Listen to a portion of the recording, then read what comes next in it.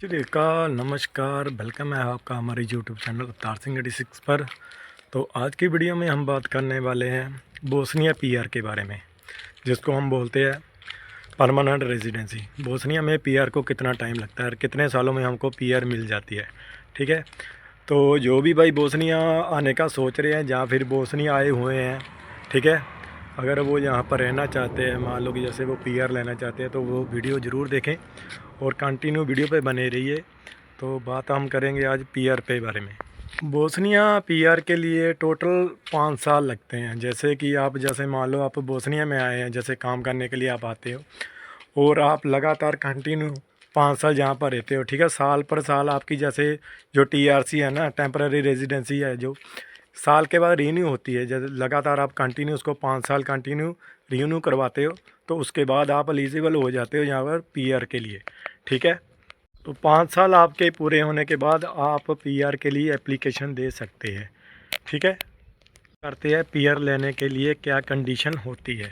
ठीक है, सिर्फ 5 साल कंप्लीट करना ही ज़रूरी नहीं होता है। इसके लिए आपके डॉक्यूमेंट लगते हैं, जो कि जैसे कि पहले आपका पासपोर्ट होना चाहिए। ठीक है, आपका वैलिड पासपोर्ट होना ज़रूरी है। बोस्निया में लीगल रेजिडेंसी मेंटेन होना चाहिए आपका, और आपकी जो इनकम है उसका आपके पास प्रूफ होना चाहिए। आपकी हेल्थ इंश्योरेंस होनी चाहिए, और आपके पास जो आपकी रहायश, जैसे कि आपकी रेजिडेंसी क्या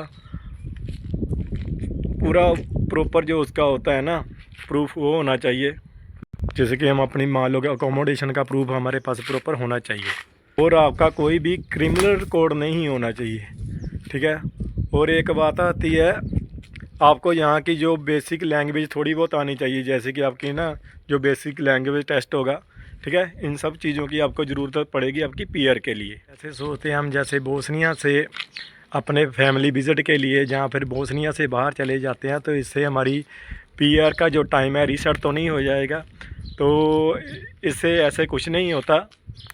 यहाँ के लोगों के हिसाब से आप 5 साल में कुछ टाइम के लिए इंडिया विज़िट कर सकते हो। जैसे आप इंडिया या आप कहीं भी आप जा सकते हो, लेकिन उसकी के लिए भी कुछ लिमिट होती है। इसीलिए अपने जो कि यह ट्रबल के आपके होते हैं ना डॉक्यूमेंट, और आपका जो टीआरसी का डॉक्यूमेंट होते हैं ना, उनको हमेशा संभाल कर रखिएगा। क्योंकि जब भी आपको पीआर लेने की ज़रूरत पड़ती है ना, इन सब डॉक्यूमेंट की आपको ज़रूरत पड़ती है। ठीक है, उनसे आपको जो उनको वैसे पता चल जाता है कि आप कितना टाइम यहाँ से बोस्निया से बाहर गए हैं और कितना टाइम यहाँ पर कंटिन्यू रह चुके हैं। अब बात करते हैं आपको पीआर का यहाँ पर क्या बेनिफिट रहता है।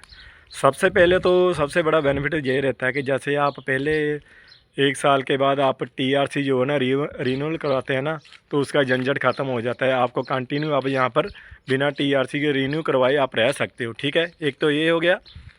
दूसरा ये है कि बोस्निया में आपको लॉन्ग टर्म रहने का परमिशन मिल जाता है। ठीक है, आपको कोई दिक्कत नहीं होता, आप जितना टाइम मर्जी यहाँ पर रह सकते हो। और तीसरा यहाँ ये है कि आपको यहाँ पर जॉब के लिए कोई ज़्यादा दिक्कत नहीं होती। आप अपना बिजनेस भी कर सकते हो और अपनी जॉब भी कंटिन्यू अच्छे से कर सकते हो।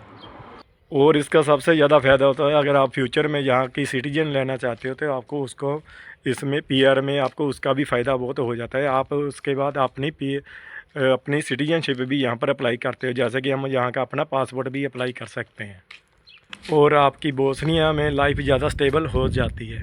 ठीक है, और एक बात ये है कि आप जब भी जैसे यहाँ पर बोस्निया में आते हो ना, जैसे कि आप नए आए हो, आप हर एक 1 साल के बाद जैसे जो आपकी टीआरसी है ना, टेम्परेरी रेजिडेंसी है, उसको साल पर साल अपना प्रॉपर टाइम पर उसको रिन्यू जरूर करवाते रहिए, ताकि आपको बाद में पीआर लेने में कोई दिक्कत ना आए।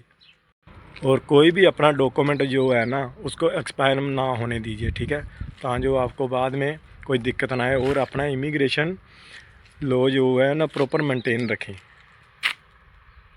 और प्रॉपर इमिग्रेशन रूल को फॉलो करें। ठीक है, और 5 साल का आपको लीगल स्टे मेंटेन रखना बहुत ज़रूरी है, तभी आपको पीआर मिल सकता है। दोस्तों, उम्मीद करता हूँ आपको सब कुछ समझ में आ गया होगा। जैसे कि आपको कंटिन्यू यहाँ पर टीआरसी रखनी पड़ती है 5 साल के लिए। आप अगर कंटिन्यू आपकी टीआरसी जो है ना रिन्यूअल कराते हैं, तो आप उसके बाद 5 साल के बाद आप पीआर के लिए एलिजिबल हो जाते हो। ठीक है, तो उम्मीद करता हूँ आज का वीडियो आपको पसंद आया होगा। अगर आपको अच्छा लगा तो वीडियो को लाइक और शेयर और अगर हो सके तो अगर कोई बात मेरे से छूट गई तो नीचे कमेंट ज़रूर कर दीजिएगा, अगर हो सके तो मैं आपका उसका रिप्लाई करने की कोशिश करूँगा। तो मिलते हैं आपको अगली वीडियो में, तब तक के लिए सत श्री अकाल, नमस्कार।